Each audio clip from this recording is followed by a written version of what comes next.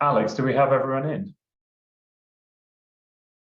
Yep, everybody that's in the waiting room should now be in. If anybody is experiencing any difficulties hearing anybody or seeing anybody, please just pop something in the chat and I'll look into that.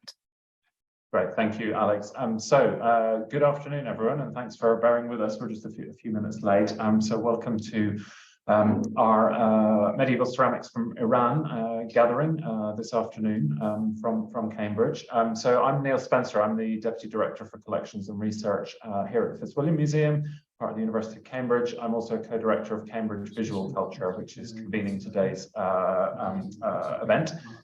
So Cambridge Visual Culture is really a hub for convening researchers who are working around the visual culture, everything from anthropology to very old archaeology through to contemporary art and indeed contemporary practitioners. Today's event is really going to focus on Iran and the medieval era, but I just wanted to foreground that by saying that this is what's really exciting for me about this is that the Islamic collections at the Fitzwilliam Museum, which include many of these Persian ceramics we'll be talking about today, are an area that historically has been very under-researched across the two or more centuries of our existence.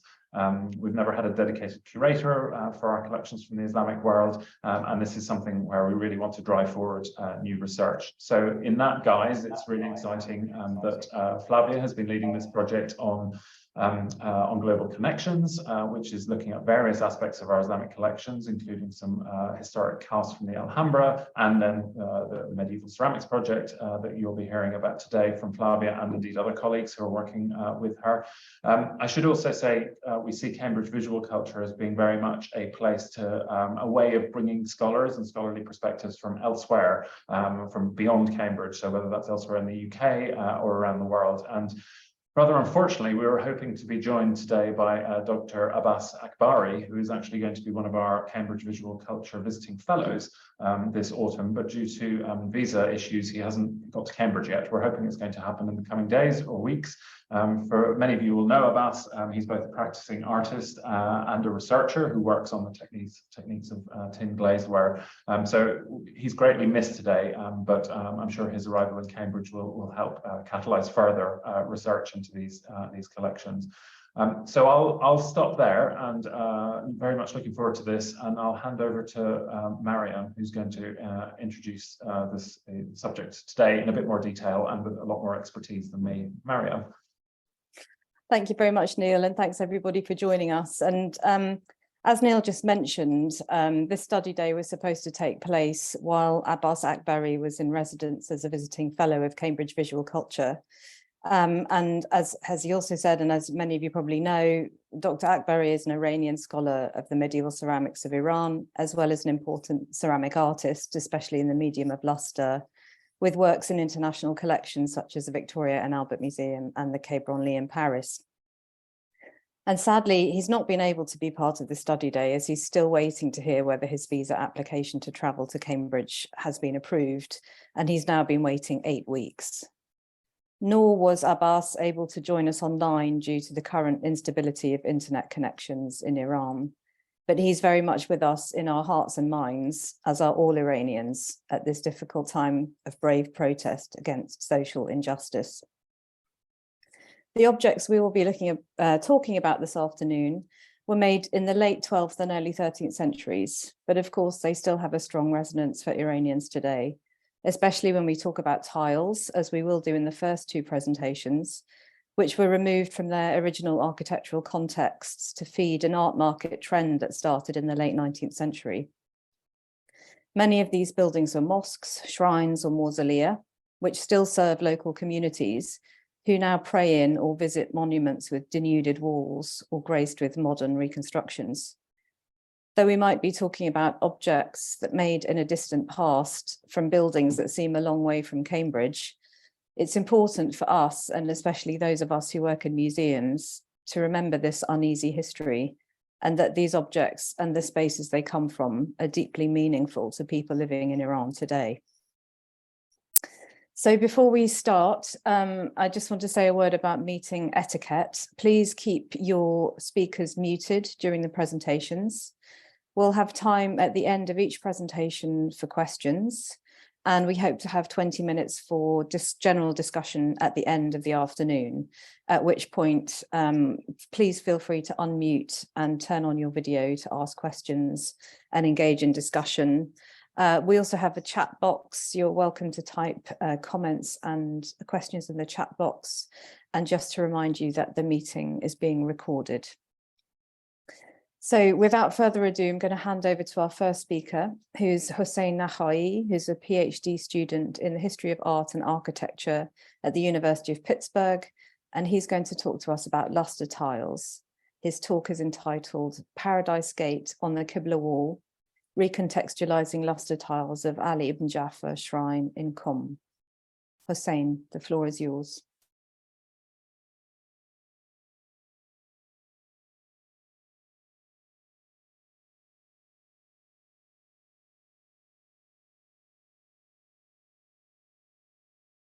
So good afternoon, everyone. Thank you for your kind introduction, Mariam, and thanks for inviting me to this wonderful symposium. I also want to thank my colleagues in Fitzwilliam Museum for their hospitality during my visit in July 2022. The title of my talk is Paradise Gate and the Qibla Wall, Recontextualizing Luster Tiles of Ali ibn Jafar Shrine in Qom, which is a part of my ongoing project to revive a spatial context of Persian luster tiles.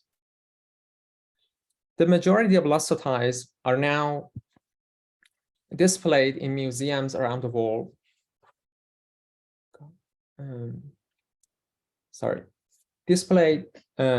Are now displayed in museums around the world or are kept in storages of public and private collections, while they once decorated interior spaces of mostly sacred buildings in Iran.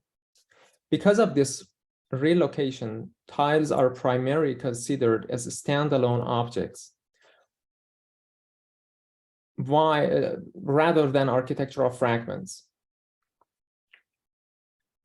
And their relationship to their spatial context has been reduced to just the name of a building or place of their origin, mainly Kashan, on the museum's labels. Recently, scholars have begun to emphasize the importance of architectural settings in the study of luster tiles by reuniting dispersed tiles with buildings such as Abdus Samad Mausoleum in Natanz, or by highlighting the fact that some of these structures, such as Imamzadeh Yahya in Varamin, are still active and the memory of tiles is still alive. By combining these two approaches in this presentation, I will match dispersed tiles to form a meaningful ensemble in the building and interpret them in the religious and historical context as sacred pieces of the building. By doing so, we'll uncover new layers of meaning and function of luster tiles as inseparable parts of a building's identity. This presentation has 3 sections. In the first part, I will talk about the dispersion of luster tiles in collections inside and outside of Iran, and the importance of Ali ibn Jafar Shrine. The cenotaph and the mihrab, 2 major luster ensembles of the building, will be discussed in sections 2 and 3. During the 19th and early 20th centuries, a majority of luster tiles were removed from buildings in Iran and shipped to Europe. Today, more than 2,000 luster tiles are kept in nearly 100 museums and several personal collections around the world. On the map, you can see the dispersion of tiles. This visualization is based on museums' accessible databases on the net. These tiles are from more than 30 buildings and archaeological sites in Iran. Most of these buildings were stripped, but a few of them still have luster tiles in situ, such as the Hali Shrine in Mashhad, Habib ibn Musa Shrine in Kashan, and the so-called Mosque of Ali in Qohrud. In addition to these tiles, there are over 1,000 tiles across more than 20 museums and repositories in Iran. This number shows that there are still a large number of tiles inside Iran. Among these storages, one of them is the most significant one, Astana Museum in Qom. With more than 600 luster tiles, it is one of the largest collections of this type of object in the world. But where are the origins of these tiles? The majority of lustre tiles in Astana Museum are attributed to a single building in Qom, Ali ibn Ja'far Shrine, which is known among locals as Dar Behisht or Paradise Gate. Let's take a few seconds to look at its exterior and interior decorations.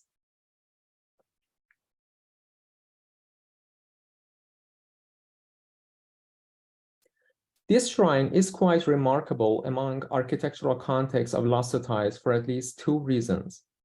Firstly, it is among few examples that despite several attacks, many of its tiles remained in Iran, in contrast to buildings such as the Meydan Mosque, the Mausoleum of Abdus Samad in Natanz, or Imamzadeh Yahya in Baramin, that almost all of their tiles were shipped to collections outside of Iran. Imamzadeh Ali ibn Ja'far was attacked several times in the late 19th and early 20th centuries. During the last one in 1918, the guardian of the building was killed, and subsequently religious authorities decided to collect all the lustre tiles from the building and store them in a safe place. By this act, they succeeded in preserving objects from being detached, but since they were removed without leaving any records, it is now difficult to find the exact location of tiles in the building. Secondly, Ali ibn Ja'far Shrine is one of the few examples that we have some written sources about its tiles when they were in situ. Although most of them are from the 19th century, these sources are important to inform us about how audiences, particularly Persians, saw these tiles and reacted to them as parts of a sacred building, especially the poems on the tiles which were added to the Ivan in 1851. The second chapter is about cenotaph. I call this building a shrine, but in Persian we call it Imamzadeh, which is a sacred building for Shiites and literally means a burial place for a descendant of an imam. While talking about an Imamzadeh, the holiest part of the building is the cenotaph, where worshippers mostly touch it and turn around it as part of devotional practices. The cenotaph is now a hardly accessible box out of stone inside a new silver screen. However, based on 19th century descriptions, before the removal of its tiles, the cenotaph was visible to the audience and was the most noticeable part of the building. Nasreddin Shah, Muhammad Taqi Bek Arbab, and Afzalul Mulk Kermani, whom all visited the building in the 19th century, mentioned that the shrine has a cenotaph covered with remarkable tiles. Even Kermani mentioned that despite other buildings that have wooden cenotaphs, Ali ibn Ja'far has a magnificent structure covered with gilded tiles that one never gets tired of looking at. In addition to its remarkable tiles, the cenotaph has been acknowledged because of its large size. It is recorded that the box of the cenotaph measured 300 by 250 centimeters, which made it a dominant piece in the middle of the shrine.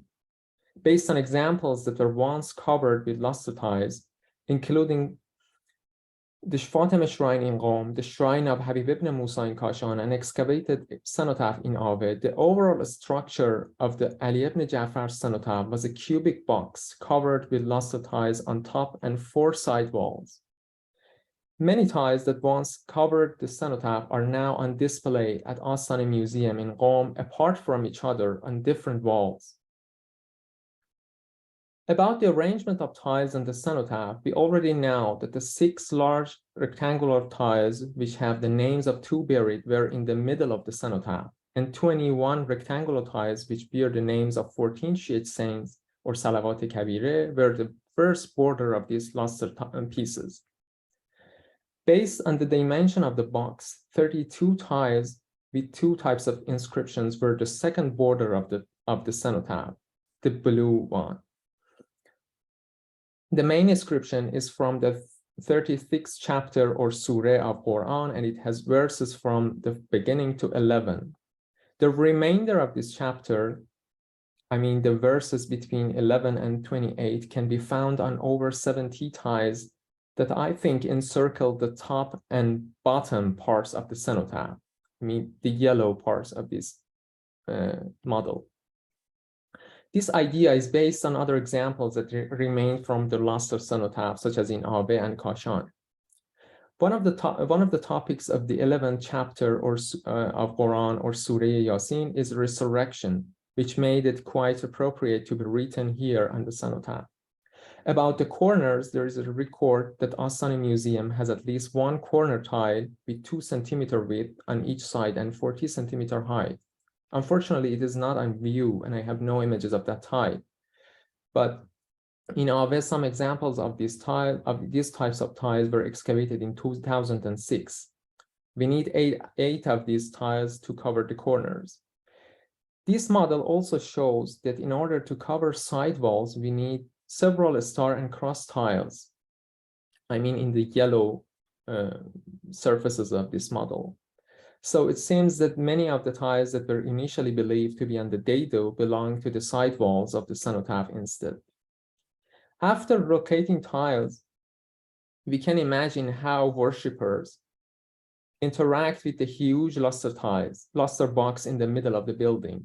First of all, it appears that those tiles on the second border have been worn, most likely because they were easily accessible for visitors and could be touched during the devotional practices. In addition, there are four holes on the 4 corner tiles, which were possibly designed to hold candle lamps on the cenotaph. There is an inscription in the building dated 1340, which attests of the endowing lamp oil to the shrine to be given annually. More significantly, in Persian poems on the Ivan, the ensemble has been described as a shining cenotaph, or zarih nurani, whose light has illuminated all horizons. The concept of luminous tiles, which attracted the attention of visitors, is probably related to the technique of their production that enables tiles to reflect light in a way that makes it appear as if it is coming directly from them, especially in the dim light of the shrine. In addition to these sensory experiences, due to its visibility, literate worshippers could easily read the inscriptions on the cenotaph, especially the name of the buried on top of the ensemble. For this type of building, the genealogy of the buried is one of the most important parts of its identity. This shrine or Imamzadeh is believed to be the burial place of 2 descendants of Imam Hussein, the 3rd Imam of Shiites, Ali ibn Ja'far and Muhammad ibn Musa. It is named after the former, who was a well-known narrator of hadith or quotes from descendants of the Prophet Muhammad among Shiites. However, there is a controversy around the authenticity of this building. One of the main supporters of attributing this shrine to Ali ibn Ja'far was Muhammad Taqi Majlisi, who was a Shiite scholar in the 17th century. In one of his writings, he described how Ali ibn Ja'far was encouraged to travel to Qom by locals and how he accepted that invitation. Later on, using the genealogical sources, his son Muhammad Baqir Majlisi died 1699, raised doubts about this story and attribution. However, he concluded that due to the old cenotaph and its inscription, it would be beneficial to worship these 2 Imamzadeh in Qom. Relying on the cenotaph inscription as a proof to declare that the building was built in the memory of Ali ibn Ja'far and Muhammad ibn Musa reveals another layer of lustratize significance. It is important because based on the genealogical text, neither Ali ibn Ja'far nor Muhammad ibn Musa has been buried in Qom. Their tombs instead are in Medina and Shiraz, respectively. In other words, for scholars such as Majlisi, these old ties were even more reliable than genealogy sources. While many historians have stated that this building is not the burial place of those 2 prominent religious figures, the controversy over the building's authenticity is still ongoing. During the mid-20th century, an inscription out of stone was placed on the Ivan with quotes from those who believed the building to be legitimate. Additionally, a large panel bearing the name of the building was recently added to the main facade to emphasize the belonging of this shrine to Ali ibn Ja'far. However, the main source of this attribution is still its luster cenotaph, which has been removed from the building. In order to highlight the significance of luster ties for the validity of their architectural context, I want to mention another cenotaph that is kept in Victoria and Albert Museum. Its inscription says that it is part of a cenotaph which belonged to Hussein ibn Zayn al-Abidin Ali, the fourth Imam of Shiites. Again, in this case, genealogical texts say that his grave is in Medina, and however, due to its separation from the building, we don't know where the attributed location was. Murdoch Smith, who purchased this object for the Victorian Albert Museum, says in his records that those who removed these pieces did not give him information about the shrine. We are not sure when exactly these kinds of attributions were made, but trying to legitimize shrines in the 13th and 14th centuries by decorating them, especially their cenotaphs, with luster tiles reveals a new definition of value for these type of tiles. Let's come back to the name of the building. As I said before, the building is known as Paradise Gate or Dar-e-Behesht.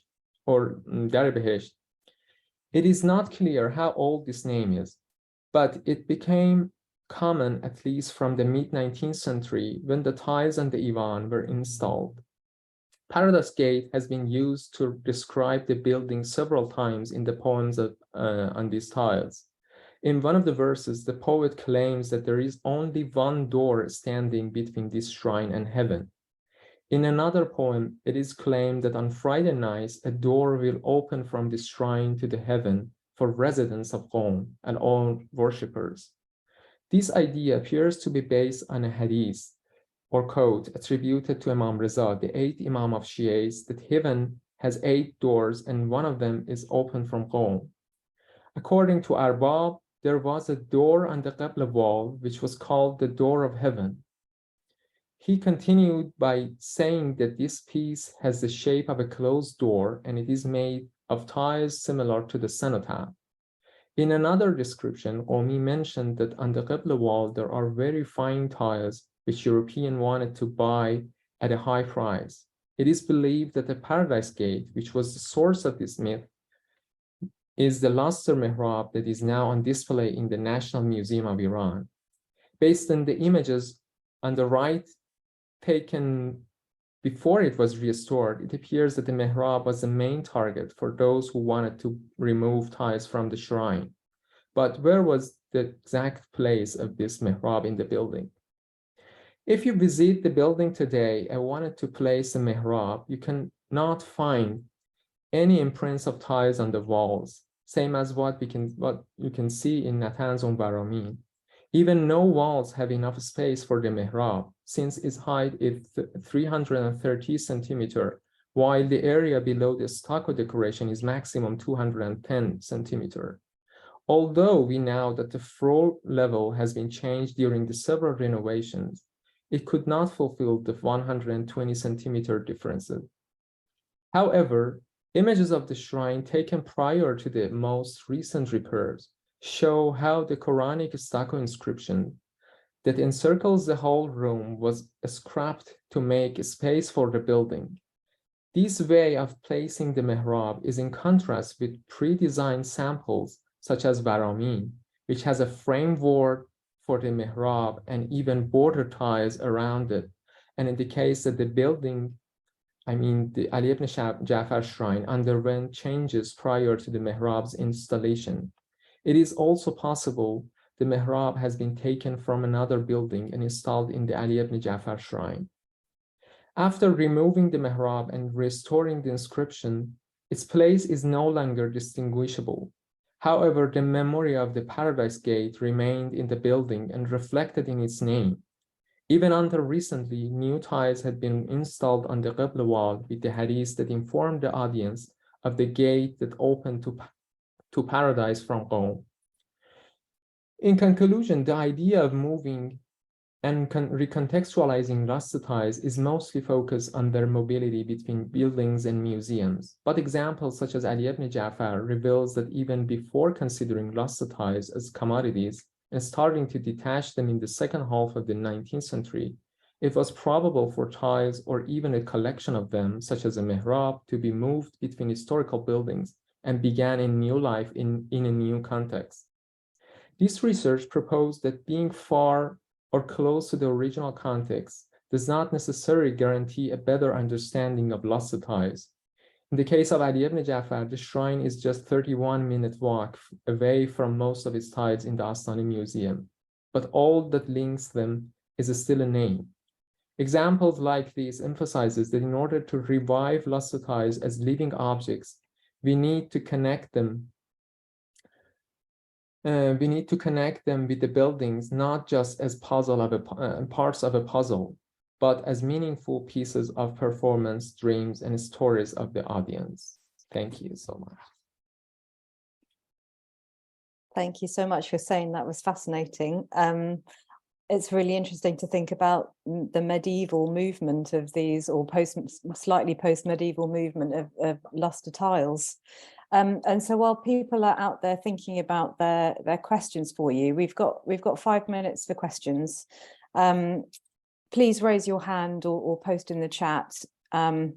Maybe could we keep the slide off, because it's a bit less easy to see raised hands. Thanks. I was fascinated by the poem that you mentioned as well, that talked about, that was sort of a description of seeing the tiles in situ on the cenotaph. And I just wondered if there were other examples like that of poetry that talked about luster tiles sort of in use in buildings. Well, that's a great question, Mariam. Thank you for asking. I think you know, off the top of my head, I couldn't remember any examples such as this, because, you know, these tiles, especially installed on the wall of the Ivan in 1851, and they are important sources, as I mean, you know, these kind of 19th century audiences, how they perceive these luster tiles. But you know, I'm just thinking about other examples. But the monuments that I worked on, you know, deeply, for example, the Imams of the Yahya or Natanz or something like this, we don't have such rich sources such as poems or something that I couldn't find. Because of that, this monument was, this building was important for me, because, you know, we have some sources that we can find reflections of people, you know, the local people, especially when the tiles were in situ. Yeah, off the top of my head, I cannot remember any other building. Maybe some other colleagues that worked on other monuments can help us in asking this question. Thank you. Looks like Deniz has a question. Would you like to unmute? And yes, of course. Hussein, thank you so much. You know, I specifically love the tactile aspects of ritual and the wear that you actually see on the tiles, indicating that use, and the idea of a little bit of the luster of the tile comes back with you. You carry it with you is absolutely beautiful.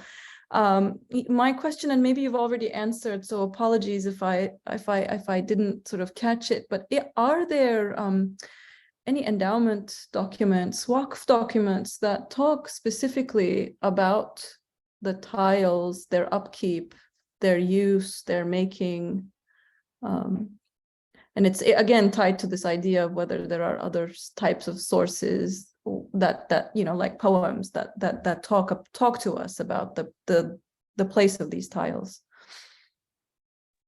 Yeah, thanks, Dennis, for this question. If you wanna, if we wanna think about, for example, the sources that were close to the, you know, installing these tiles, I mean the 14th century, or even, I haven't found anything. Even just because we have some names on the tiles, especially on the cenotaph. For example, we have a name of the patron and the maker of the cenotaphs, not the mihrab, the cenotaph. But, you know, some parts of the name of the patron, if I correctly remember, was, you know, was kind of this scratch. I don't know why. Maybe there was a word that was sensitive for those who keep these tiles or something. But one of our most important, you know, difficulties in, you know, reimagining these tiles in the building is the lack of such written sources which were close to their, you know, to their production, or, you know, to the time that they were attached to the building. I mean, for example, the medieval time. But yeah, and I know that, for example, the perception of 19th century cannot be, you know, projected to the perception of people, for example, in the 14th century. But in this case of Imamzadeh Ali ibn Ja'far, you know, the reflection of religious scholars such as Majlisi and the name on the cenotaph was quite remarkable, you know, and I haven't such samples in my mind for other cenotaphs, for example, these kind of reaction to the attribution or genealogical sources of these tiles. But, you know, lack of these kind of endowments or some of these things is one of the most difficulties, you know, in this study of lost tiles, because we just have these tiles on the wall of the museums without any written sources or descriptions or other pieces that help us to revive their, you know, spatial importance, or even the, you know, the spiritual values of these tiles. Just we are just walking through this way, the ways of using these 19th century sources or other kind of sources in order to figure out how peoples imagine them in the past, in the building, I mean. Yeah. I want to make sure we stay to time. So if anyone else has questions for Hussein, could you sort of hold on to it in your mind, and we'll come back to it later. Because I'd now like to introduce our next speaker, who's Delphine Miroudot, curator in charge of the non-European ceramic collections at the French National Museum of Ceramics at Sèvres. And she will talk to us about the project she is leading. And her talk is entitled Medieval Kashi Online, Luster Stars on the Web. Delphine, the floor is yours. Thank you. Hello, everybody. I take that opportunity to apologize again to Hossein, because I couldn't welcome him in Sèvres. It was last August. I was on vacation. I'm so sorry, but I hope we will go on in collaborating together. And of course, Sèvres collection is open to you. Most of people of this assembly who knew me when I was in Louvre Museum. So as Mariam said, now I'm curator in charge of all extra-European collection of Sèvres. But when I came in Sèvres in 2019, I could come with this project that was called Medieval Kashi Project. But this project is now evolving, and I will introduce you the Medieval Kashi Online. But before, I wanted to sum up what the Medieval Kashi Project was, a research project, so that I had the opportunity to launch in 2015 when I was in Louvre Museum in the Islamic Art department. And the project proposed to contextualize the production of architectural tiles with metallic luster decoration from 13th, beginning of 14th century Iran that were removed from the original monument and dispersed in public and private collections, mainly European and American, but also Iranian. So until 2017, when the project was interrupted, it was supported by Omidyar Mir Jalali Foundation through the Russian Cultural Heritage Institute. So they offer us the opportunity to have mission in Europe, United States, Iran, to gather all the information that firstly I poured in Excel tables. So the idea of the project, it was that to know more about the context of production by reading the inscriptions, mainly on the star and cross tiles, but also collecting information from the museum inventories and archives. And we had also the chance, to conduct field work in Iran. So just, oh, sorry, I didn't share my No, we don't. We're not seeing I'm your so presentation. sorry. That's okay. That's fine. So You want to share it now? yes, of course. I'm so sorry. Partager. Is it okay? Yep, we can see that now. So you can see the PowerPoint, not the landscape. So yeah, the PowerPoint. Yeah. Is it okay? So I'm very sorry. No, this is summed up on this first slide, where you can see the Louvre Museum rooms.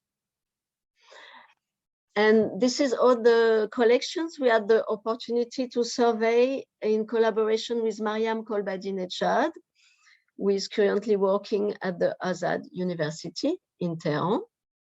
We had the chance to go to the V&M Museum, as you know, the British Museum.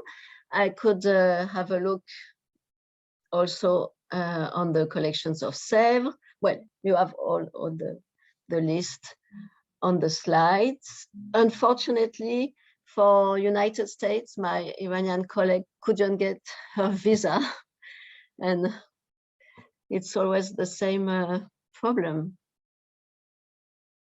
So just to remind the Medieval Kashi project missions, so we could go in Sèvres, Berlin, and I wanted to show you a little bit of Sèvres collection. We could seem a bit disappointing because there is a lot of fragments. In fact, Sèvres collection for luster tiles is quite violent because they took a lot of little fragments that gives an idea of the violence. Those sets of star tiles could be well, the violence of this collect. And also we had the great opportunity to begin kind of field work in here in the Piri background. Up, you have a detail you, I suppose, know very well with these particular tiles, but up on the buildings, we could find little fragments of star tiles that could, of course, it could have been re-employed, but these fragments allow to associate a kind of tile with a building. This was, to sum up, our action when I was in Louvre. Then, as I told you, the project was interrupted for different reasons. But in 2019, before leaving Louvre, I was lucky enough to be able to work with Élodie Paumet, documentary researcher, who was behind the idea of approaching the Institut National de l'Histoire de l'Art, National Institute of History of Art in Paris, INHA. And the INHA's vocation is to carry out collective projects, and among its missions is the important place given to partnerships between museums and university on an international scale, as well as the construction of tools for research. The Medieval Koshi Online is the digital component of the Medieval Koshi project, which will make it possible to gather and disseminate the data collected and to be collected via the Agora platform in the Institut National de l'Histoire de l'Art, which will also offer the possibility of attaching documentary resources of various kinds. So just to introduce very briefly, because it's a 10 minutes intervention paper, I will use the words of my colleague Michel Galdemar, who is chargé de ressources documentaires, in charge of documentary resources at the INHA Department of Studies and Research. Agora, so I will close the PowerPoint. to and show you. Yes, I will show you. Yes, Agora. I will show you a record, a notice. Agora is the acronym and name of the INHA database. It means Accès global organisé aux ressources en histoire de l'art. This digital project is conceived to record research sources and to produce a specific database in art history. Agora describes different types of information, works of art, objects, persons, events. Events can be an archaeological excavation, an exhibition, also bibliographical or archive references as a source or collection item, and also collection. It means a set of objects or items gathered by a person or a group of persons through a period of time. Agora is a metabase. This tool collects all data produced by researchers within the institution and publishes them online. This common application requires a very strict discipline, but is capable to link data produced on other research programs together. This data could be either bibliographical data visualized through the record persons or bibliographical references. This common data sharing produces a collaborative updating. In autumn 2021, there was a new version of Agora, and if you go on Agora, it's this new version, Agora 2. Agora 2 project aims to improve information descriptions, translation, transliteration, as well as quoting more specifically academic contributions.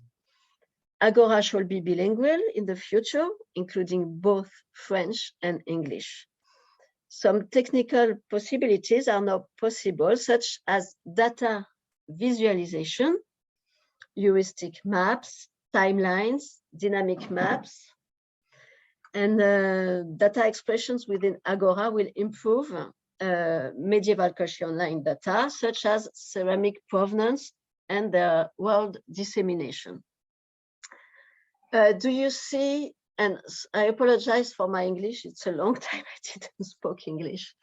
Do you have the notice of Agora? Yes, and I've also found the link and I've put it in the chat. Ah, but I shall, you see the screen on your, I Yes. share my screen, you see the start tile? Yes, we do, yes. Okay, so for example, I show you, it's, how would you say? It's a screenshot or? Comment on dit? It's a scoop, a scoop. You will see a notice from Agora because it's not yet online. I will tell you when it will be. So this is an example of a Museum of Decorative Arts tile, which is on depot in the Louvre Museum. So you will have the pictures. We hope to have HD pictures. In France, it's a kind of negotiation to have it from the institution who collect our pictures. But for example, for the Metropolitan Museum, it's wonderful because online we have the HD pictures. So you will have the pictures also, and it's very important from the back also of the star tile, cross tile, because as you may know, there is a lot of information at the back, and then you can see the ergonomy of the record of the database. So with the technique, dimension, and also very important, the inscriptions. For this example, you have the traduction in French because it's coming from the Louvre database. But unfortunately, when we will launch the database, and we hope to launch it in July, next July 2023. We will have the transcription of the inscriptions and the transliterations. But for the moment, there's no mean for the work of traduction, but we hope in the future to have traduction. But we prefer to focus on a very scientific work on the transcription and transliteration for this first step. So here is an example of the.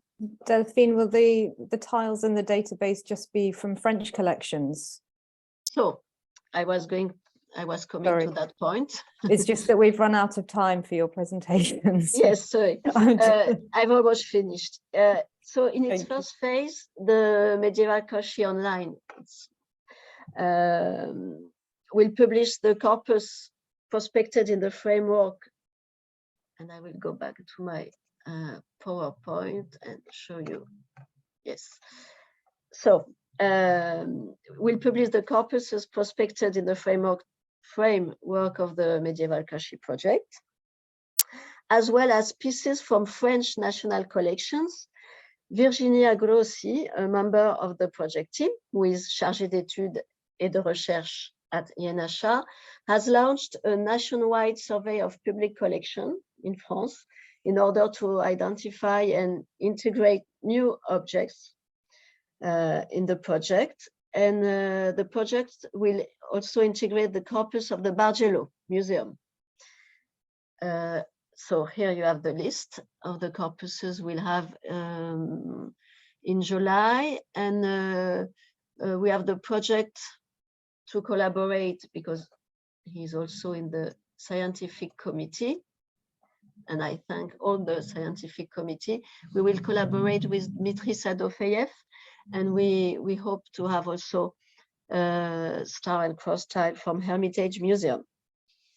So until now, there is patient collection of data. Everything should be online at the beginning of July 2023, and inshallah with a maximum of records of objects itself, person, events, bibliography or archives and collections. And there will be an interface of presentation of the subject and of the prospected corpus, as well as any article that could feed the subject. So it's not a dry database. There will be the interface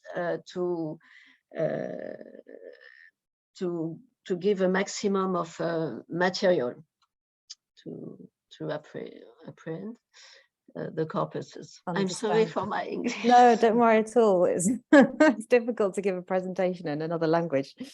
Do I understand correctly that it's just star tiles that you're looking at, or star and cross tiles? Yes, in our prospections, we had a look on any tiles because we didn't want to miss the opportunity to see everything. But because it's so huge, we restricted for the first phase of the Medieval Kashi project and the Medieval Kashi online, just on the star and cross tiles and their inscriptions, because as you may know, it's in these inscriptions we have the most of data to know more about the context of production. So it's a first step, and it's the beginning of well, for all researchers, it will be how to say, a noyau, nucleus. Yeah. Of, it's going to be amazing to have this information available. We hope so. We hope so. And I wanted to thank, sorry, before leaving you, Pauline Chevalier, who is the scientific advisor in charge of the project in NHA. and also Chloé Duplessis and Clémence Piquet, who entered the data for the records, and Clémence Piquet will go on because it's a very huge and long work. So I wanted to thank them officially. Thank you. So we're slightly running behind, but I'm going to beg the indulgence of the Fitzwilliam colleagues who are coming next and just take one question now, and then other questions we can come back to later. So Delphine, would you mind unsharing your screen? Yes, and then I can I see did if it. there's, thank you. Okay. Is there anybody who would like to ask a burning question to Delphine right away before we move on to the next presentation? Okay. Apparently not. So we'll come back to you, Delphine. Thank you very much. So now we are going to turn our focus onto the work being done on the Fitzwilliam Museum's collections of medieval ceramics from Iran, which primarily come from the collection of the Adès family. And we'll hear first from Flavia Ravaioli, research associate and objects conservator at the Fitzwilliam. And then from Carmen Ting, Senior Teaching Associate in the Department of Archaeology at the University of Cambridge. And we also have Deniz Turker with us, who's now Assistant Professor of Islamic Art and Architecture at Rutgers University, but was formerly Postgraduate Fellow in History of Art at the University of Cambridge, where she started this collaboration with Flavia and Carmen on the objects in the Adès collection. So I don't think she's going to present, but she's here to sort of wade in later. And their talk is entitled Global Connections, Ceramics from the Islamic World at the Fitz. Thank you. Thank you, Mariam. As Neal mentioned earlier, this project developed last year as a collaboration between different Cambridge University departments. And the aim was to carry out 2 pilot surveys on the Fitzwilliam Museum Islamic Art Collection with the aim to inform the development of a larger Islamic art initiative. And one of the strands of the inquiry is about technical investigation of the Adès collection of Iranian ceramics. So that includes 70 objects dating into the late 12th and early 13th century.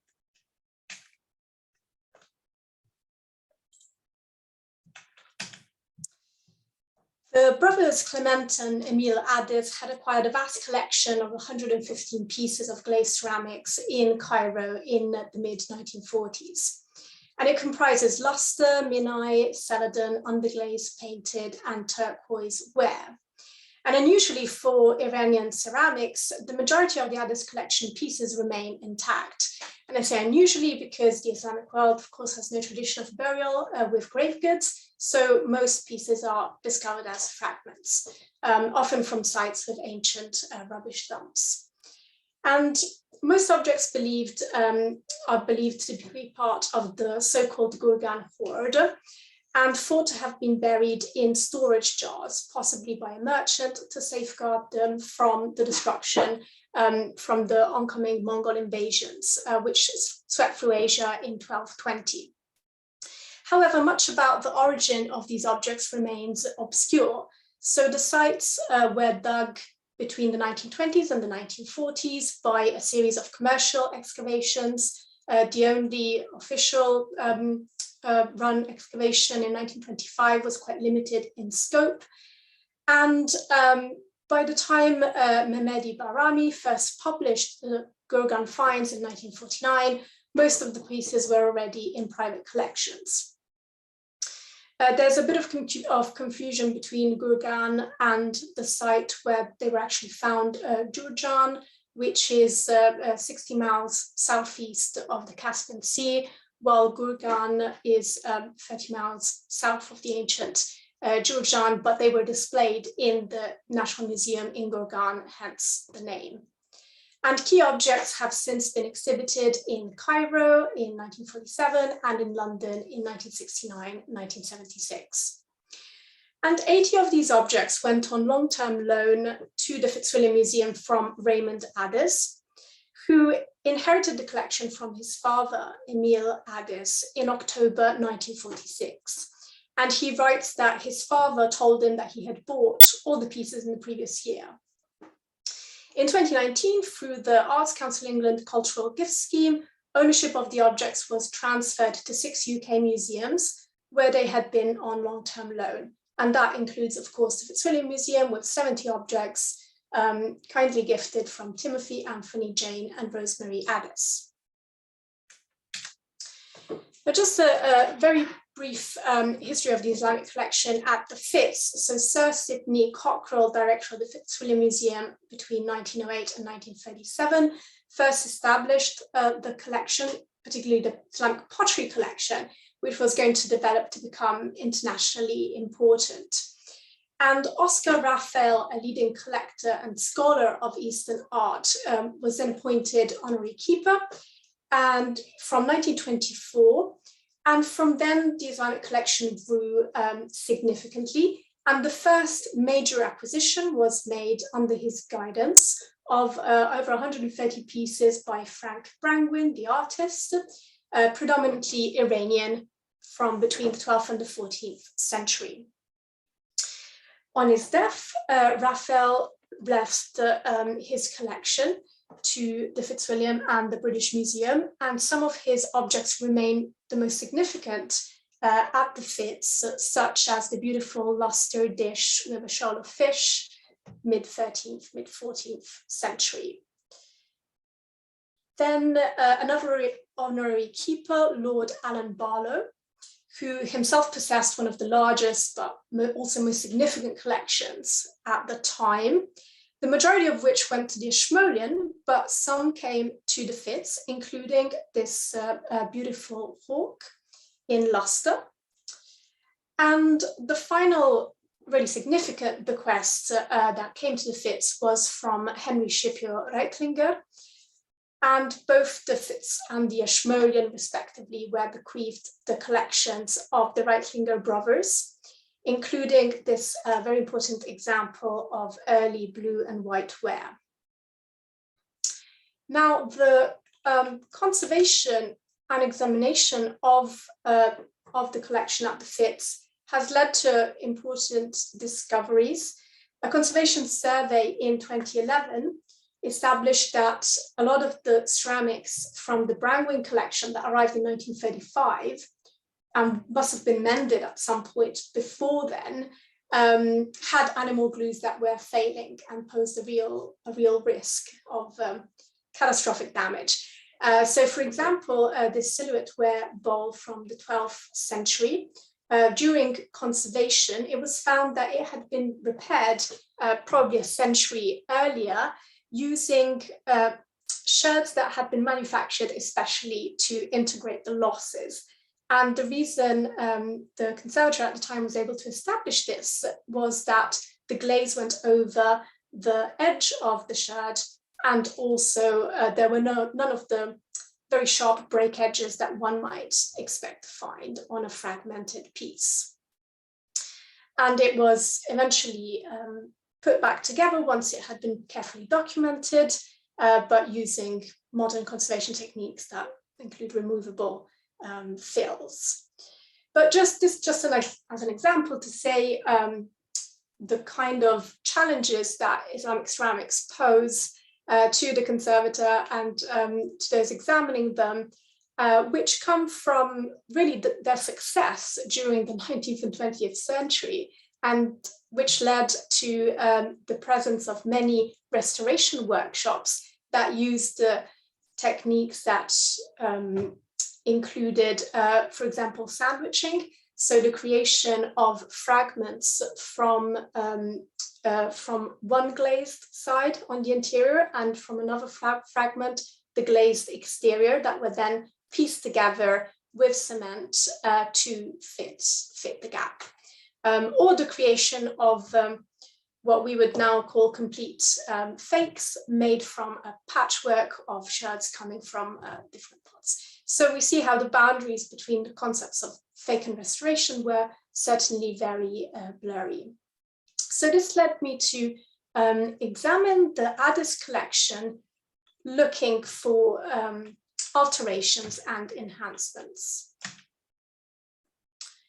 And this is an interesting case of a bowl on foot termed by Oliver Watson of large-scale miniature style, so dominated by a single large motif that's usually found on objects of finer quality.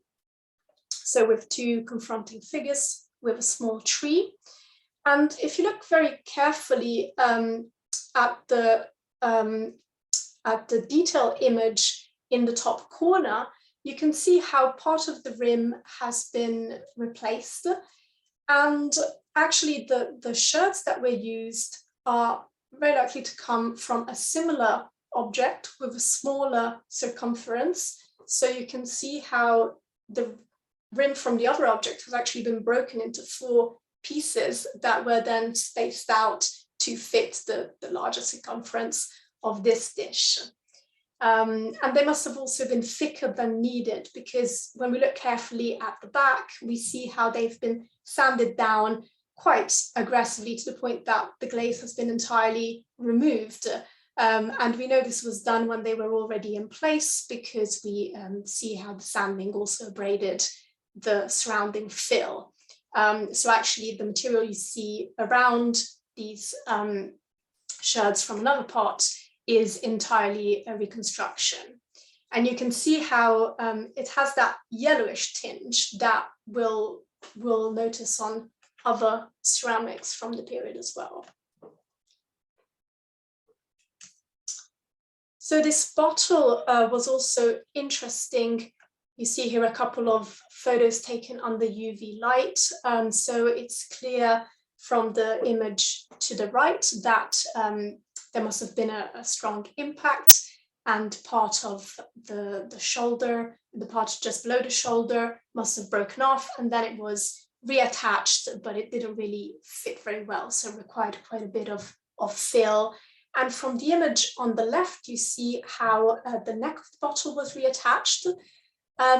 There are some differences in appearance between the neck and the body. So the luster is redder and darker in color, and the hand of the painting looks quite different. So it would be interesting to examine this with, for example, CT scanning, to see if it is actually, it does actually belong to the object, or it was taken from another object. There is quite a large fill at the join, which may mask the fact that it wasn't exactly the right size.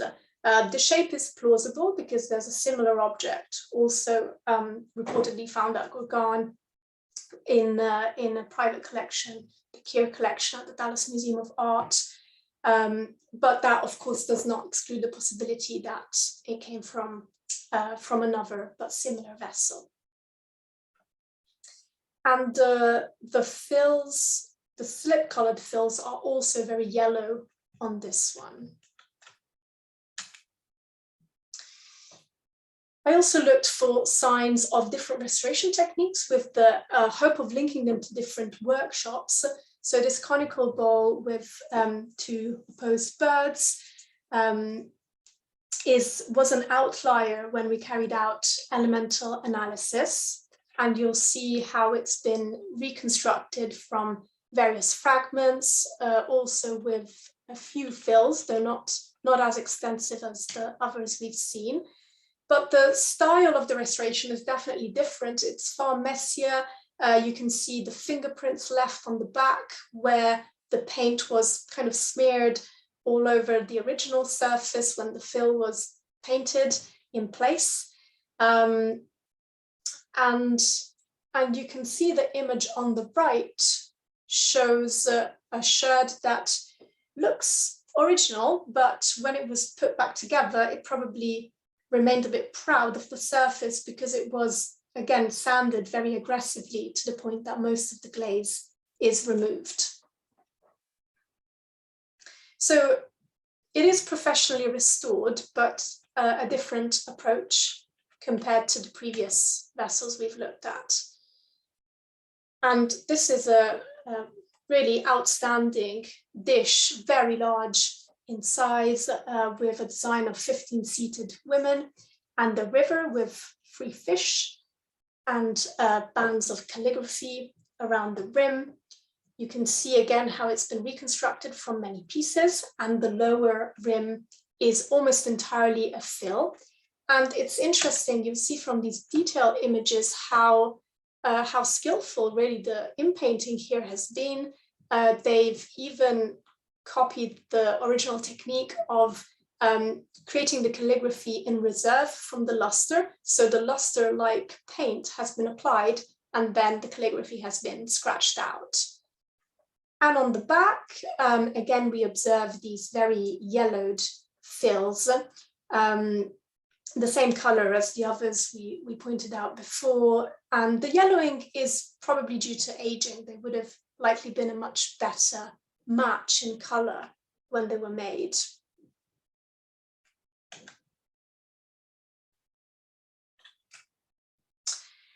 And another very large, very important plate, but with a completely different style of restoration, much closer to what we'd expect to see in a museum in our times, rather than in a commercial workshop. So discrete fills that have been left unpainted in the back, which is quite helpful. You can see exactly where it's reconstructed. The glaze around the fills is scratched, which is a sign that, again, they were sanded down once they were already in place. It's possible, of course, that it was put together several times, and that the rather clumsy sanding down of the fills belongs to a much older restoration.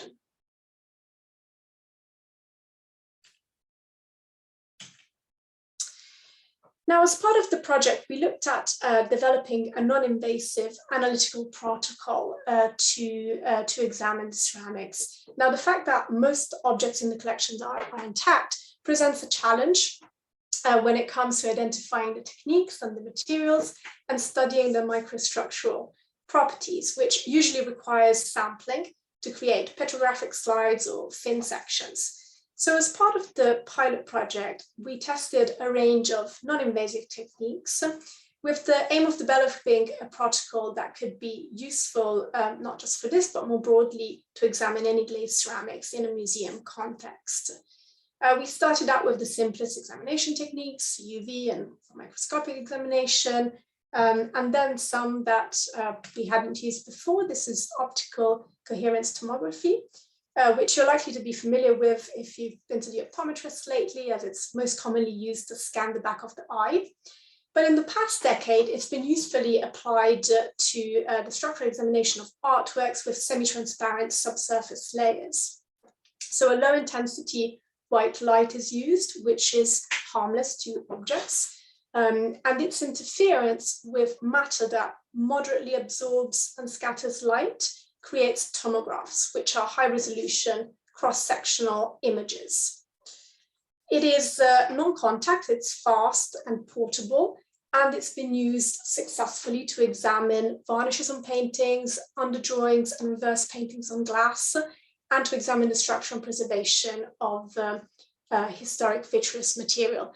And here we see how on this transparent glaze, it allows us to measure the thickness of the glaze.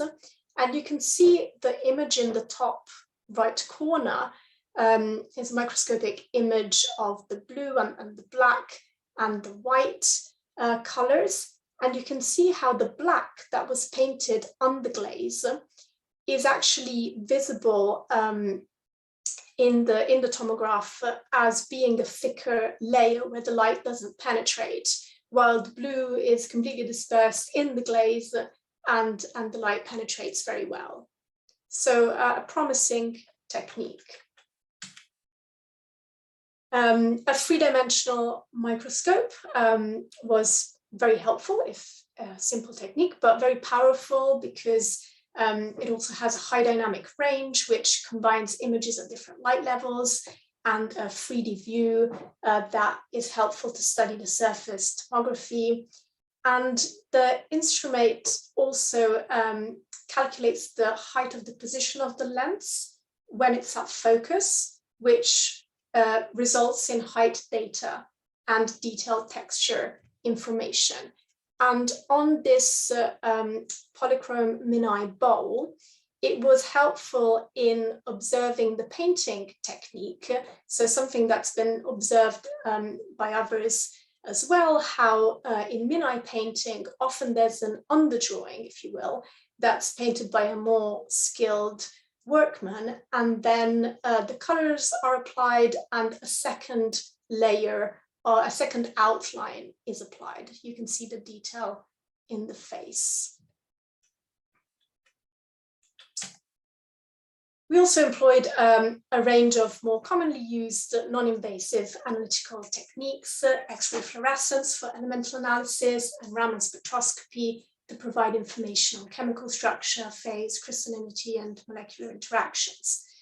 And the latter is generally an invasive technique that it requires microsamples, but in this portable instrument, it's coupled with a fiber optic probe and with a Raman microscope. Unfortunately, it didn't prove effective in our tests, as we found that the quartz signal obscured the others.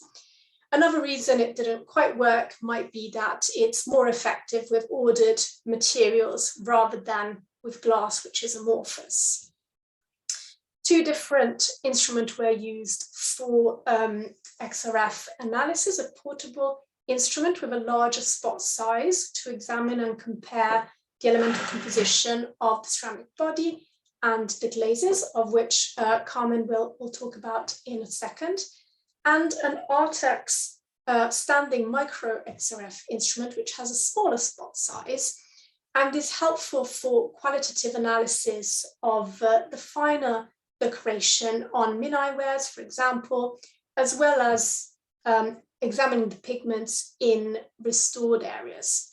For example, on this Minai bowl on foot, which has this unusual zigzag decoration, you can see from the UV image that it was extensively restored in the 1940s, and the rim was also conserved more recently at the museum. And the old restoration includes heavy overpainting of the original surface. In fact, it's possible that the pinks and the reds are modern overpaints. And one sherd, at least one sherd, may be a sandwich. On the reverse, the Artax XRF found that the blues are likely modern overpaints, probably azurite mixed with indigo, and modern fills are high in zinc, so they stand out very clearly once examined on the XRF. So I think I have another image of this. Yes, just a nice UV image showing bright orange areas which are likely to be shellac.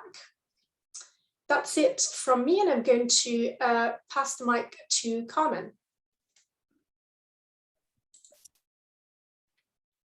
Carmen, just to say it's nearly 4:20. Do you want to eat into the Q&A time? I'll try to be very quick if possible. I'll try my very best. I know it's Friday afternoon, everyone is a bit tired, but thank you very much for joining us today. And thank you very much for my colleagues in the Fitzwilliam Museum for organizing this. And thank you very much for our guest speaker for showing up despite the time differences. My name is Carmen Ting from Department of Archaeology, and I am going to talk briefly about, well, as brief as I can, the research that we've been doing on the Adès ceramics, which is part of the Gorgan finds. And as Flavia has mentioned just now, the origins of the Gorgan find is a little bit of a myth at the moment. So this is why we're actually wondering what exactly are the Gorgan finds? And more specifically, I want to ask the question is like, how similar are they when compared to the contemporaneous Iranian or Persian glazed ceramics, which a lot of work has been done on them technologically, stylistically, all very, very great work, which allowed us to compare our data with. And did they come from one workshop or did they come from many different workshops?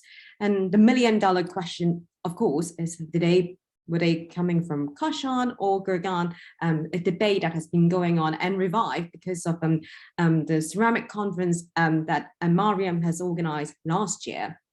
And through the data that we're combining all this line of data, and to ask the final question, like, can we actually expand the context of museum objects, one of the final and ultimate goal of the Global Connections project here. And I'm not going to go into the analytical parameters that I was using, and as Flavia has mentioned, these are the analytical technique that we're using. And if you're interested in what parameter I was using, I'm more than happy to talk to you at great length at a later time.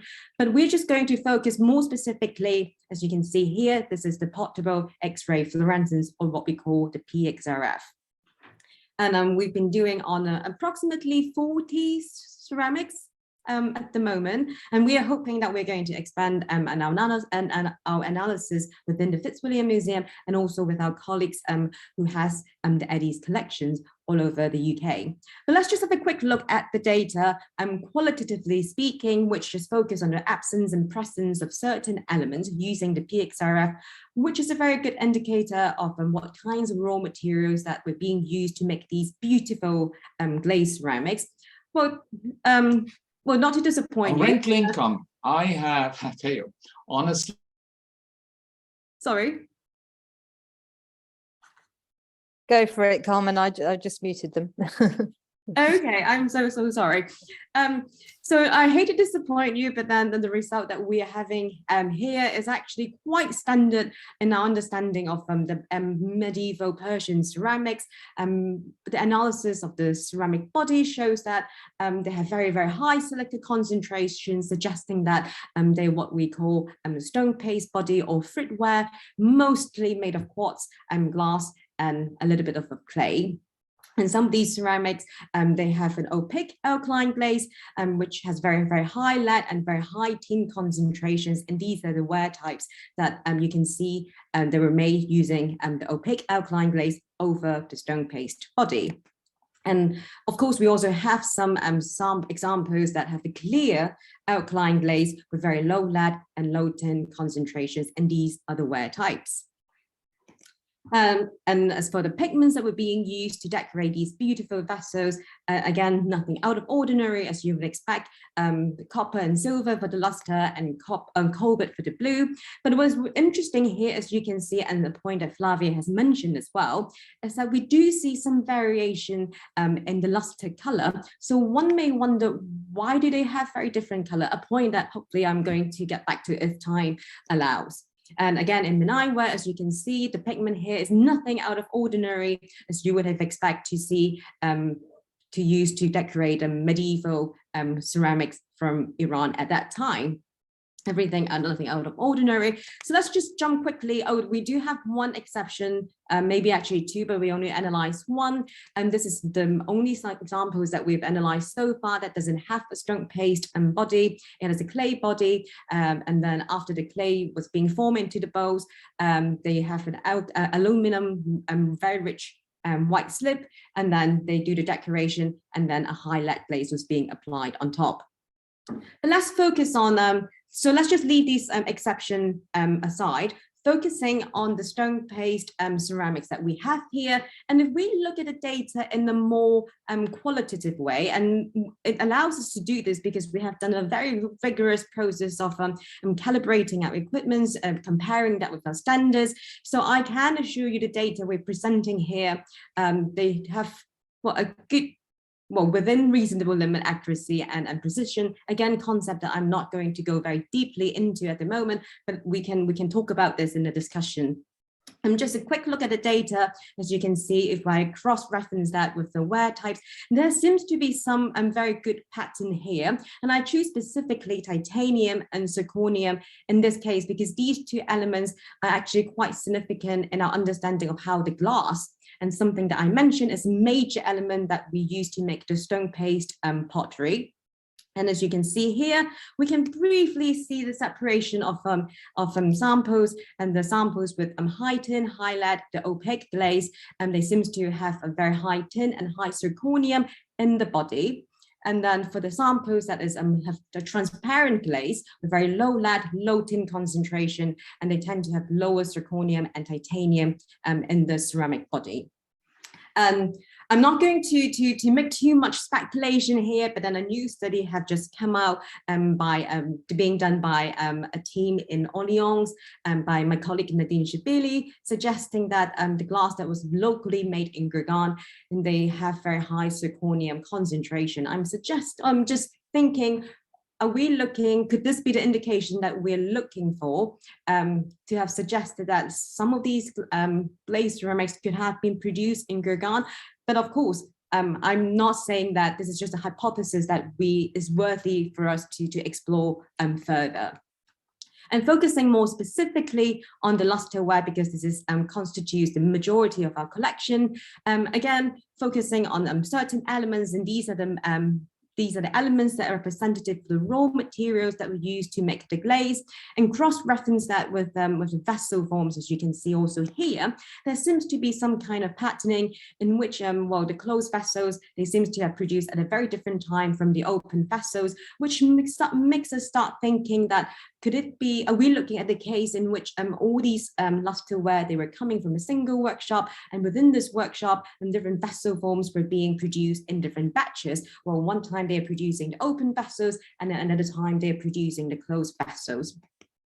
But then looking at the data of the luster, and they all line up actually very nicely as showing very strong correlations, suggesting that they were actually likely coming from a single recipe. And so all these data adding up, it seems like the workshop would have produced vessels in batches, but then because you only need very little amount of luster paint, so this is why you will see a greater standardization and a greater uniformity in terms of this composition.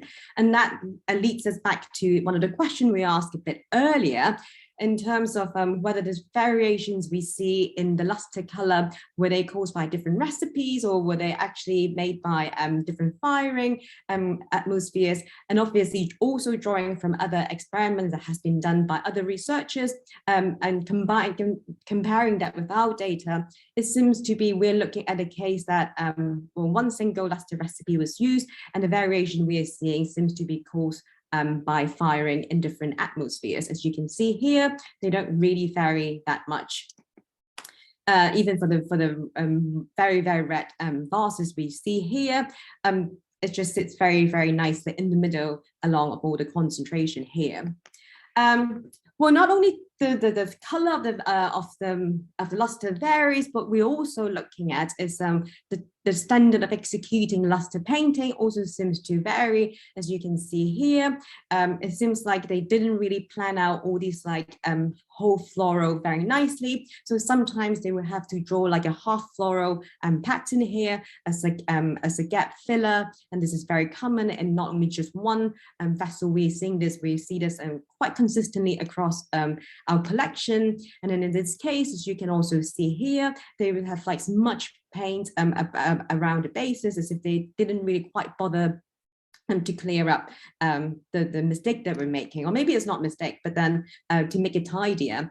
And even more interestingly, if we look inside into the specific vases, we do see some decoration that they start to paint, but then they didn't really quite finish. We don't really quite know why, but then what we are seeing is a varying standard of executing the luster painting, which also seems to be quite consistent with what we see in terms of the atmosphere that these lusterware would have been fired. So I'm so sorry I've been quite quick in presenting my results, but then hopefully going back to the 4 questions that we're asking, how were they made? Were they very similar to the known examples? Yes, nothing really quite out of ordinary. But what we're looking at, it seems to have the Adès collections for the Gorgan finds, they seems to have come from many workshops, at least 3 workshops that they could have come from. So were they coming from Gorgan or Kashan? Well, this is something that we need definitely more data and maybe more rigorous analytical approach for us to make a more definitive conclusion. But at this moment, well, I can't really say for sure, at least so far. But hopefully this is a project that is ongoing, and with all the different lines of data through generated by different lines of analysis and conservation from archaeological science, then hopefully we will be able to have a better understanding of the life and the afterlife, of the objects, and this will help us to expand the context of museum objects. So this is all from me. I'm so sorry it has to be so quick. Thank you both very much indeed for presenting all of that huge amount of work that you've been doing over the last few years. We've got time, well, we don't really have time, but let's take a question if anybody wants to ask a burning question. Neal does. Thanks, Mariam. Sorry, I can't find the virtual hand. Thanks, Flavia and Carmen. It was fantastic to see the kind of preliminary results. I suppose I have a question that might fall between both of you. Carmen was very much talking about the production of these vessels, and then Flavia about quite recent, I suppose, conservation history. Is there a pattern at some of these sites of wanting to repair vessels and seeing and kind of extending their use? Were they seen as valuable? And do we have either material evidence of that, or indeed documentary evidence about how these collections and items were curated and kept or discarded?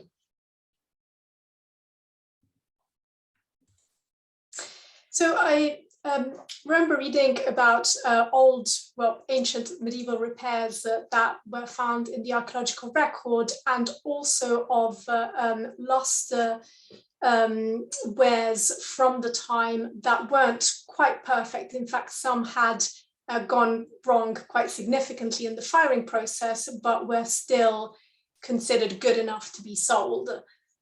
So they were, I think there's a debate as to how much we can consider them luxury wares, because Carmen, I don't know if you want to say more about this, but they were, because we can see that they were mass produced to some extent, they weren't really, I don't know how much we can consider them really luxury objects. Yeah, I think this is one of the take-home result that we would like to deliver, is like to rethink how these medieval Persian ceramics were being produced, because a lot of work has been focusing on where they come from, but less so on like how the organization was the craft organization was. And if we actually start asking different questions, like which workshops they're coming from, the production landscape, so that may actually give us a slightly different interpretation on the value of these objects. I'm not sure I'm actually answering your questions. No, thank you. Thank you. Do we have any other questions for Flavia and Carmen before we move on to our last two presentations?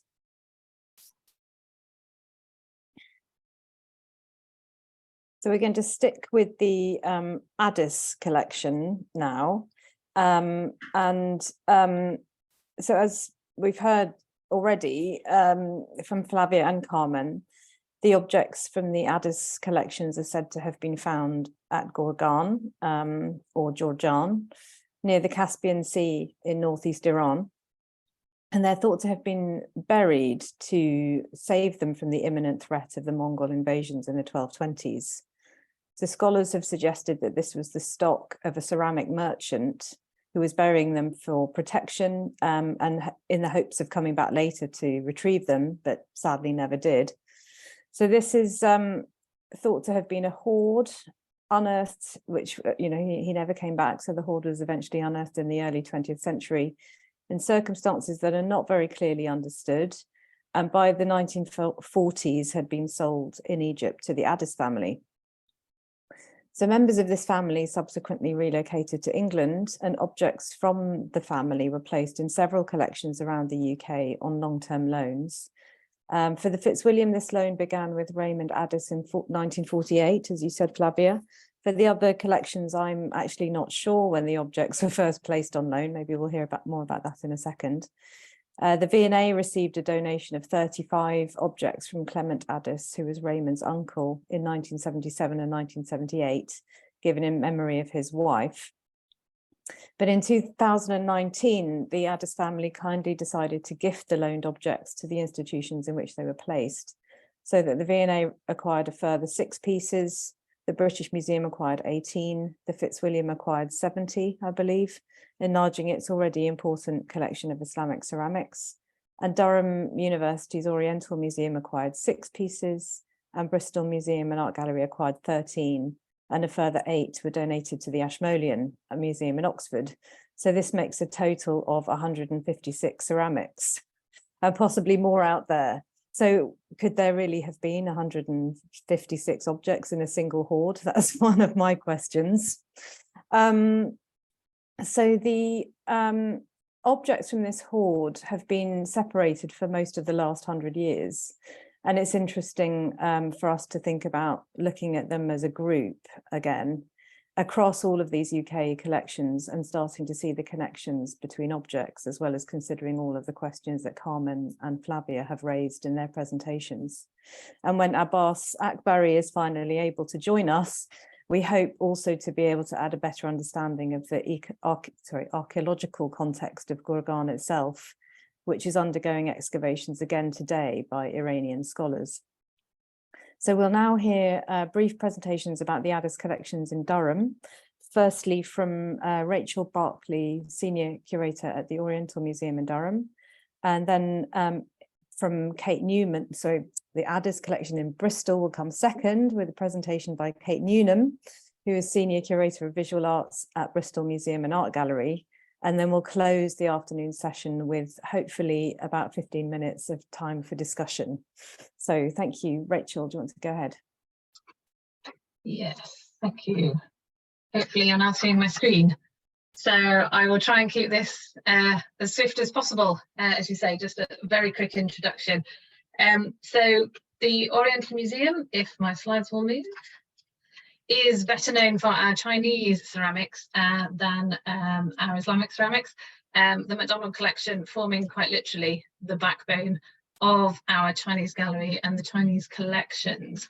The Japanese ceramic collections have been growing considerably in recent years, particularly in the field of porcelain, but there are interesting Korean, Southeast Asian and Islamic ceramic collections. And before moving on to the Adès material, I just wanted to highlight the kind of material we have more broadly in the Islamic ceramic collections.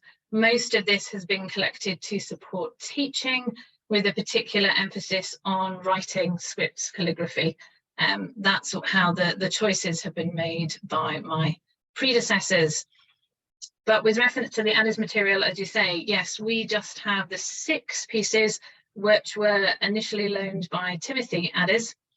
I don't know, I can't find anything on record about how the 6 were chosen, but they do seem to be quite a range of material. So whether the conversation was around, again, a representative group that would support teaching isn't recorded. What I've done, just as there are only 6, is just to put you some lovely photographs of the 6 of them, so we can see some beautiful things at the end of the afternoon. And I've put the historic numbers and our current numbers if anyone wants to look these up. So just starting with this lovely globular bottle here, my favourite bit of which actually is not the lustreware, but the tiny bit of turquoise glaze that you can probably see in the photograph on the left, where clearly something had dripped down, which is a rather interesting effect. Then there is a lustreware bowl with a calligraphic design, which again fits in with our collecting around calligraphy and the interest there. Lustreware jug with a really interesting decoration inside and out. There is also a fell vase in turquoise, so you have the central spout and the 3 small spouts. That's the only turquoise piece in the group. Then we move on to a white piece with this wonderful cobalt blue decoration over the bowl. And then the final one is a Minai piece with this wonderful decoration of camels, which we are very lucky to still have. This had been broken and repaired previously, but in 2001, one of our master's students studying conservation managed to smash the piece whilst working in the case. But another master's student put it back together. So it is rather lovely that we still have it, but is a great lesson in the perils of university teaching with such objects. So it was turned into a different project than the one it was supposed to be. But I'm really glad it was, because this is a real firm visitor favourite. They are all on display All of them are in our new Silk Roads Gallery, which opened just in May this year, delayed by COVID, but it is now there. So if you want to see them, they are all there. So you can see some of them here. The final piece is in a writing case, but they are also all available on our online database. And I've just put the URL at the bottom there. But I thought that was probably enough for me, and I'm very happy to answer questions in the conversation. Thank you so much, Rachel. Should we just move straight into Kate's presentation and then take questions for both of you afterwards? Can you see that okay, Mariam?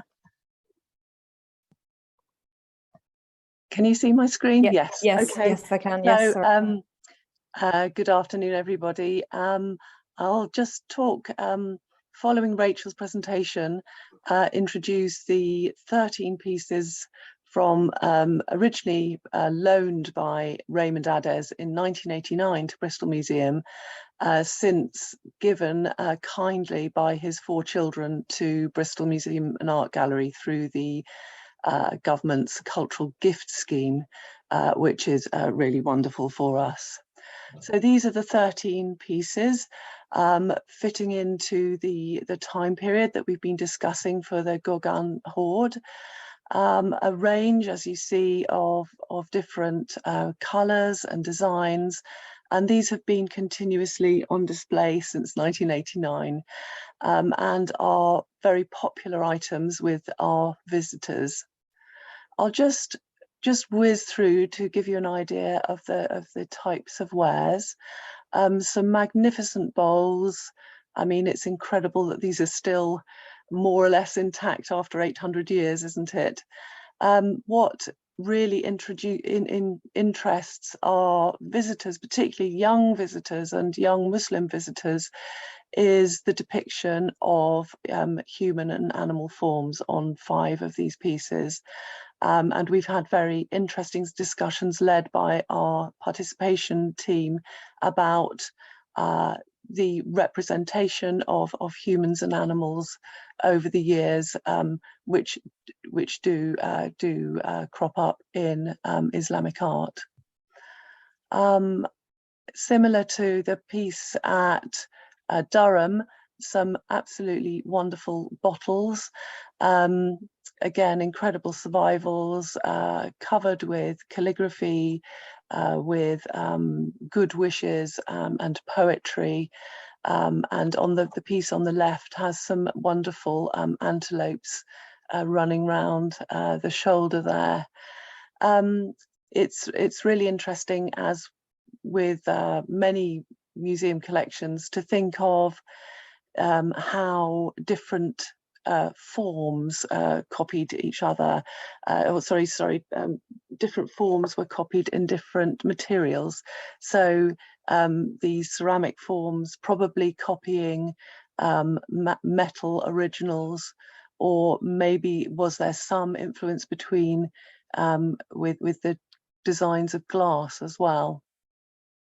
And a few more little luster pieces here, quite small in size but gorgeously painted, particularly the one in the middle. And then these absolutely fabulous bowls, and I think I think you showed the Fitzwilliam a bowl very similar to the one on the left there, perhaps almost identical in design.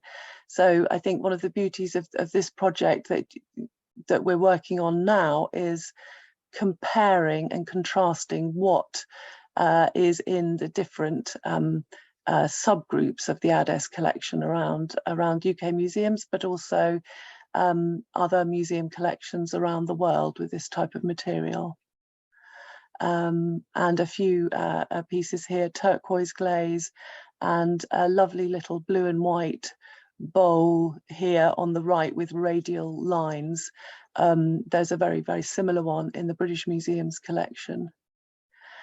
In the context of Bristol's collection, it's the Adès ceramics are really key for us to start, well, to think about the different international influences and trade between parts of the world, and how designs travelled from one place to the other, or sometimes the actual physical objects travelled from one place to another, are on the left. If you look at this Yuan dynasty Chinese porcelain jar, which looks at first sight quintessentially Chinese to our visitors, when we start discussing the idea of decorating in cobalt blue at all, and the fact that that probably originated from Iran or the Middle East, and that when this jar was made in China, it would have seemed incredibly exotic. It's I don't know, it puts everything in a totally new light. This particular jar has a metal rim that was probably applied after a breakage of the rim in Iran, or in the vicinity anyway. So that shows that this particular jar was actually in that part of the world as a very high value piece from China. So that is a little bit after in date after the pieces that we're looking at from the Gorgan hoard.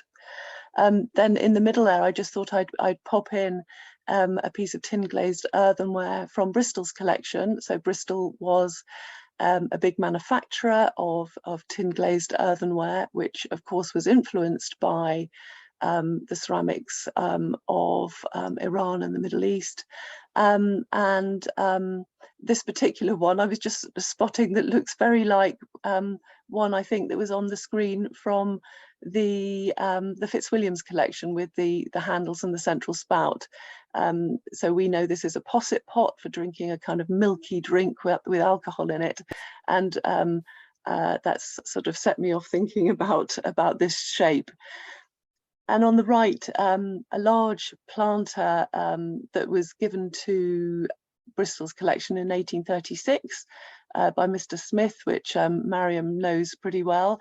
Quite a very large piece, but again, looking at how luster glazes have been interpreted in different parts of the world. And then just finally, amongst other Iranian material in Bristol's collection, we have an interesting collection of Iranian textiles collected by Miss Ellen Tanner in the 1890s and early 1900s. This is an outfit from Shiraz. She bought it in Shiraz. I don't know whether the silk was actually from that area, but she also left diaries of her travels, which are very interesting. Over the last 10 or 15 years, we've been growing our collections of contemporary art, including art by artists from Iran or the Iranian diaspora, such as this painting by Tana Madani in the middle, and the photograph by Shireen Aliabadi, Girls in Car, on the right. So we have now quite a time range in our Iranian material, although not huge amounts of it. Thank you. Thank you, Kate. It's funny you should show the posset pot, because we were looking at the two Adès collection posset pots with the students yesterday, and doing a handling session in history of art, and just wondering about the function of those medieval Iranian ones, because they look so like the much later British ones, but yes, what was the function of the early medieval ones? Well, thanks everybody. We've got 13 minutes before we close. I think with the Adès collection, one of the interesting things that's going to be interesting to look at or think about is, whether this is actually a hoard that we're talking about, because Carmen showed, the exception to your analyses is an obviously much earlier object. And there are, which I suppose in itself isn't an issue, somebody could have kept an object intact for hundreds of years, perhaps, and then put it in their hoard. But also there are some pieces in this hoard that I think are much later. So it's interesting to see some of the pieces that you've been showing us from Bristol. I think I spotted a couple of pieces there that I think might be post-medieval. So it might be, yeah, I think it'll just be very interesting to look at all of these objects as a group. I just wanted to ask Deniz if she wanted to come in with any comments, or because we haven't heard from you, and I know that you were a driving force behind this project when you were based in Cambridge, and it would be nice to hear some of your thoughts and comments. Yeah, of course. No, thank you. And I don't want to take a lot of time from this amazing new research, but you know, the method to my madness with all of this was, you know, I came in, you know, and I was teaching an Islamic art special subject, and I also offered some sessions for objects classes through the Fitzwilliam's collections. And, you know, of course, I'm an Ottomanist, and so my go-to were the Iznik tiles. And over time, that got tiring. I started to get tired of my own voice saying the same things. And then when it became, when and if you do visit the Fitzwilliam's Islamic collections, I think it's the Arts of the Near East galleries, you'll very quickly realize that the bulk of the material is ceramics. And also when you look beyond that gallery space and you look further, away from the stairs, you'll come very quickly to realize that you're right next to the European ceramics or European decorative arts material. And so I began to reformulate these courses that I was offering in highlighting the commonalities between ceramics, but also primarily lusterware. And so I could do a whole narrative starting with the Iranian material that Flavia and Carmen are now so keenly sort of working on, and take the students all the way to the 19th century, to the William de Morgan arts and crafts lusterware.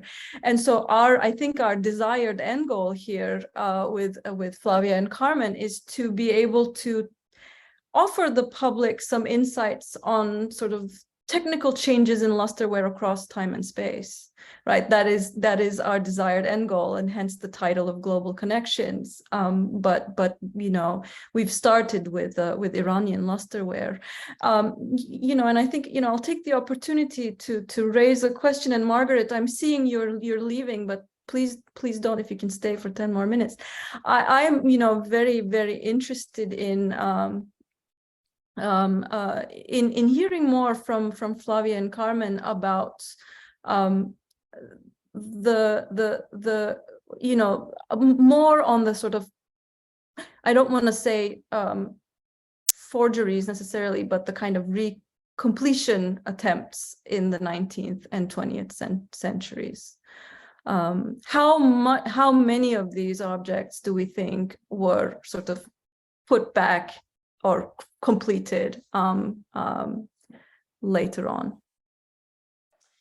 A good chunk of them, really, of more complex restorations. I spotted at least a dozen, and many more have smaller restorations that might have been carried out in a museum or in a private collection. But it was interesting to read about accounts of the restoration workshops that existed in Iran and in Egypt in the mid-20th century, and how they operated really as production centers with vast amounts of sherds coming from all over Iran that people actively went out and looked for and bought from local people, and how they were able amazingly to piece together ceramics in this way, but also intervening, as we've seen, quite heavily. So I would love to do more work on this. Particularly, I think the CT scanning is something we need to do to be able to observe these pieces that were added without necessarily having to take the objects apart, which is problematic, firstly, because some of the reconstructions are so interesting in their own right that we want to preserve them. They're part of the history of the object. And also because you're then left with an object in pieces, and there's the question of, do you put it back together to display it in a way that is understandable? And if so, how? So I think that's the next step for us, really. Do you mind if I ask a follow-up question on the restoration? Because you talked about the aging of the restorations, and I just wondered, and how they might look quite different when they were new. And I just wondered if it's possible, probably not, to estimate the age of the restorations. I mean, do you think these have been done in the Fitzwilliam when they first came on loan, or do you think it's all been done in Iran before they left the country to be sold in Egypt? I think even at the time, such complex, well, enhancements really wouldn't have been carried out in a museum context. So I do think they come from restoration workshops in Iran or in Egypt. And sorry about the announcement. And also we have photos of the objects that Barami published in 49, and they look pretty much the same. So, so certainly in 49, they had already been restored extensively. That's Fitzwilliam security giving us a 5-minute warning. So is anyone, would anyone else like to say anything? Well, I think we're moving into the discussion rather than the question phase. If there's anybody out there who would like to raise a hand. I mean, let me just, very briefly add to this question of restoration.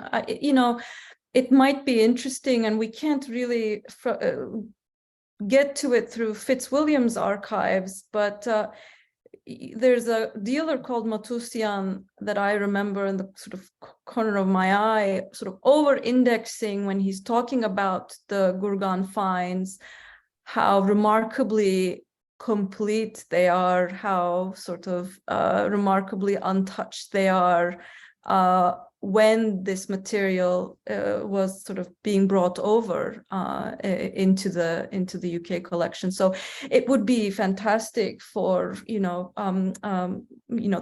other museums with the Adès material to look and see if there is that kind of over-indexing from collectors who are selling these objects on their completion, because there's very clearly a narrative there that they're building for the origin stories of this material.